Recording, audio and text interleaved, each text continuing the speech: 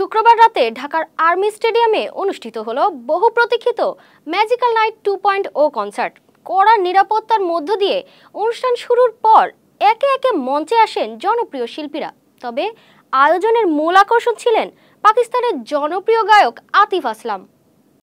কাকতালের সুমধুরবাসী সুর আর গান মাতিয়ে তোলে দর্শকদের। এরপরই মঞ্চে আসেন জনপ্রিয় পাকিস্তানি শিল্পী আব্দুল হান্নান। তার একের পর এক জনপ্রিয় গানে নেচে ওঠে ভক্ত অনুরাগীরা।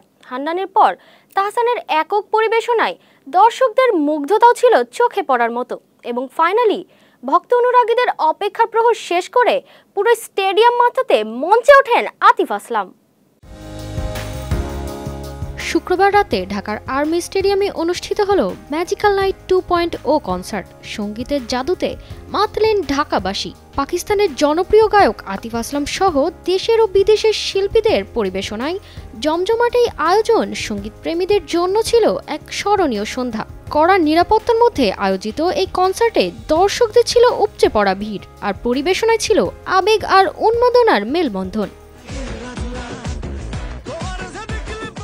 দুপুর 12টা থেকেই শ্রোতারা ভিড় করতে থাকেন ভেন্যুর বাইরে। গেট খোলা হয় দুপুর 1টায়, আর বিকেলের পর থেকেই ভেন্যু কানায় কানায় পূর্ণ হয়ে ওঠে। একে একে মঞ্চ মাতালেন বাংলাদেশীয় ব্যান্ড কাকতাল, পাকিস্তানের জনপ্রিয় গায়ক আব্দুল হান্নান, বাংলাদেশের একই সাথে গায়ক, গীতিকার, অভিনেতা, মডেল এবং উপস্থাপক তাহসান, এবং পাকিস্তানি জনপ্রিয় গায়ক, সুরকার ও চলচ্চিত্র অভিনেতা আতিফ আসলাম।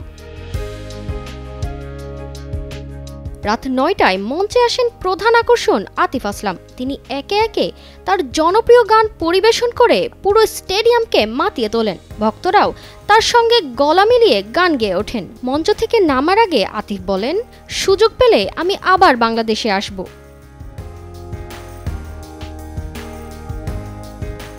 কনসার্ট ঘিরে নিরাপত্তা ছিল নজিরবিহীন। প্রবেশ মুখে বসানো হয় একাধিক চেকপোস্ট।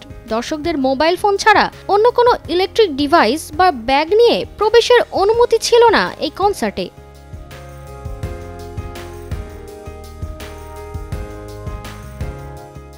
সঙ্গীতের সুরে বাঁধা স্মৃতিময় রাত ছিল ম্যাজিক্যাল নাইট 2.0 কনসার্টটি। এটি শুধু একটি সঙ্গীতানুষ্ঠান নয়, বরং ছিল শ্রোতাদের জন্য আবেগ, ভালোবাসা ও সুরের জাদুতে ভরা এক অনন্য অভিজ্ঞতা। আতিফ আসলাম ও অন্যান্য শিল্পীদের মুগ্ধকর পরিবেশনায় ঢাকার আকাশে যেন এক সুরের মেলা বসেছিল। এ ধরনের আয়োজন সঙ্গীতপ্রেমীদের মনে চিরস্থায়ী স্মৃতি হয়ে থাকবে এবং ভবিষ্যতে আরও অসাধারণ মুহূর্ত তৈরির প্রত্যাশা জাগাবে। তারতিবা ফারুহি, কালের কণ্ঠ।